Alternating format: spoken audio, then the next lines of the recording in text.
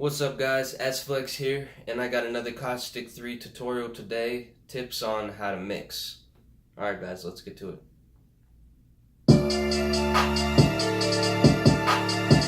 I got this beat here, it's already set out for melody, but as you can see, nothing's really messed with except for this width right here.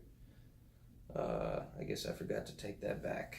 So, we're gonna go in, show you how to mix these up.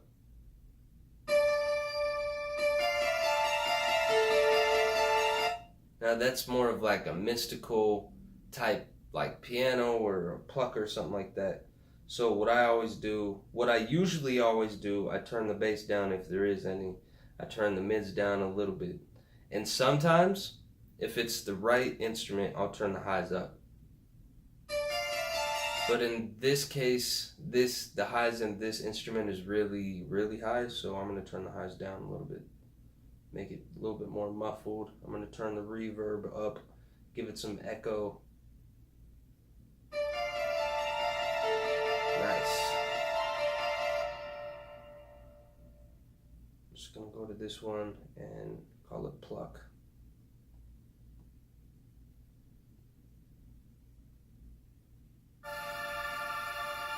Synthetic wires.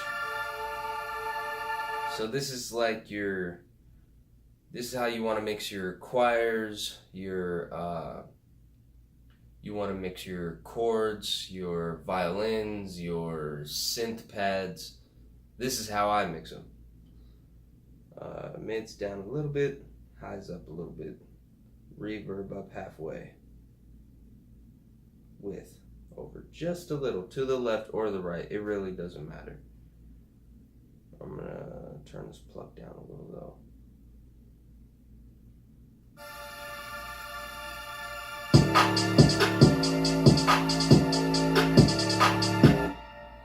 Nice.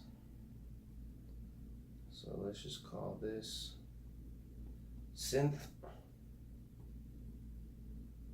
Let's see what we got here.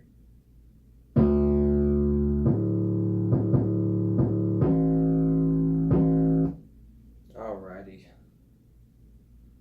Really, to be honest, I want to turn this down a little bit.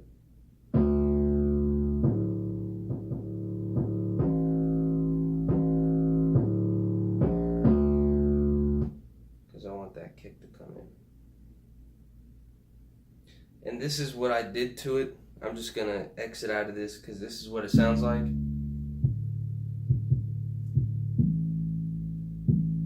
Right, but I'm going to put some distortion on, change it to fuzz. And really your amount, this means how much amount of the actual plug, the plug and the fuzz of what you're using. The post is like what it was before, or the pre is like what it was before. The post is what's going on after. So I put up the amount just to where I can kind of hear it, but it's not overpowering.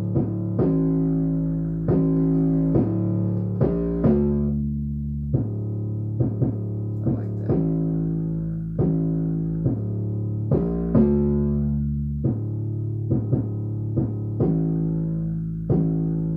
Perfect.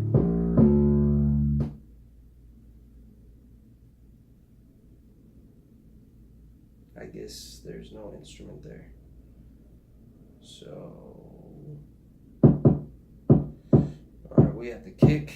If you guys haven't seen the kicks and 808s mixing episode, you get another attack all the way up, release all the way down.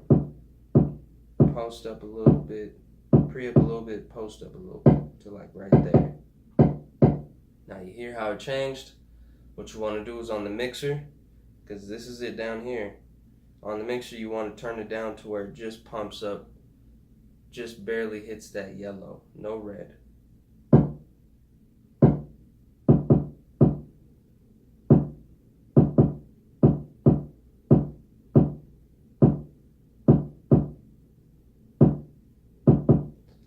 You want it like that because in the master it's going to be red.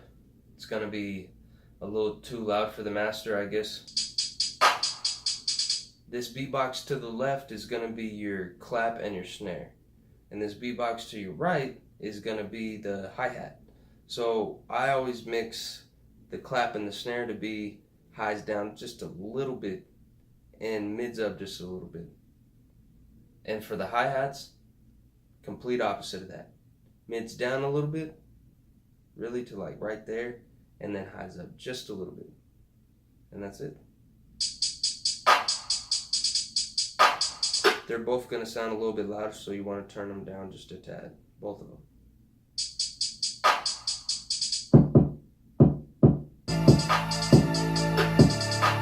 Now from there, after you got it all sounding good individually, you want to be able to play all of them at the same time so you can get a perfect mix.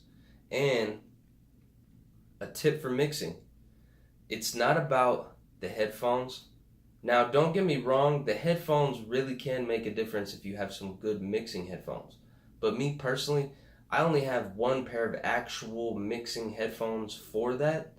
But I use like 4 different kinds of headphones. I use 2 different kinds of beats.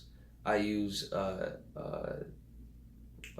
earbuds, a JBL earbuds, and I also use I forget the actual mixing headphones, but it came with a preamp that I had got a long time ago.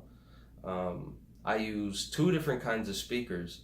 I use my JBL speaker, which is this guy right here. I use my JBL speaker, and I use usually my car. So I use all of those together to kind of reference them against, professional beats that are out nowadays. That way I could tell the difference between what I'm mixing and what's already out there. That way it is industry level. So you just got to keep at it and keep at it and keep at it and make sure you get everything leveled out. Listen to it over and over again. If you have to go over it for a few hours, go over it for a few hours. If that's what you have to do, then that's what you have to do. I've spent days listening to a beat, trying to figure out what it's missing, whether it's an instrument or a mix. And you know what? I'm glad that I had took that time, because I had learned what I needed to learn, so that way nowadays my beat mixing is it's much more professional and it's faster. I don't have to do a whole bunch of crazy stuff. I don't have to sit there for days listening to a beat. I can sit there for about a half an hour listening to something, sometimes even 10 minutes. Just keep at it and you guys will be good at it. All right, guys, I'll see you next week.